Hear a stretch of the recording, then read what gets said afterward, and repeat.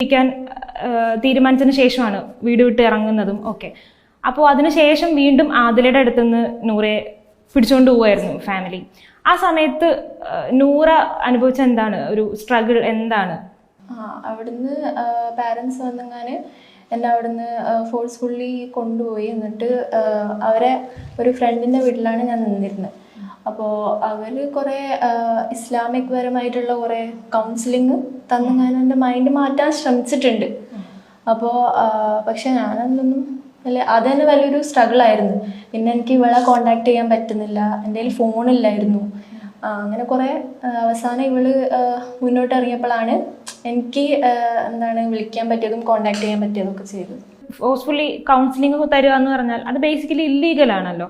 അപ്പൊ ആ തരത്തിൽ വീട്ടുകാരുടെ അടുത്ത് പറയാൻ ശ്രമിക്കുകയോ മറ്റോ ചെയ്തിരുന്നു ഇത് ഇല്ലീഗൽ ആണ്? ഇല്ല, പറയാൻ ശ്രമിച്ചിട്ടില്ല. കാരണം എനിക്കൊരു പേടി ഉണ്ടായിരുന്നു, എൻ്റെ ലൈഫ് അല്ലെങ്കിൽ ത്രെട്ടിലാണ്. അപ്പോൾ ഞാൻ അഥവാ പറഞ്ഞാൽ ഇവർക്ക് എന്ത് വേണേലും ചെയ്യാം. എനിക്ക് ഒരു മാർഗമില്ല വേറെ ആൾക്കാരെ കോണ്ടാക്ട് ചെയ്യാനോ പോലീസിൽ അറിയിക്കാനോ. എൻ്റെ ഫോണോ കാര്യങ്ങളോ ഒന്നുമില്ല. അപ്പം ഞാൻ അത് അറിയിച്ചിട്ടില്ല.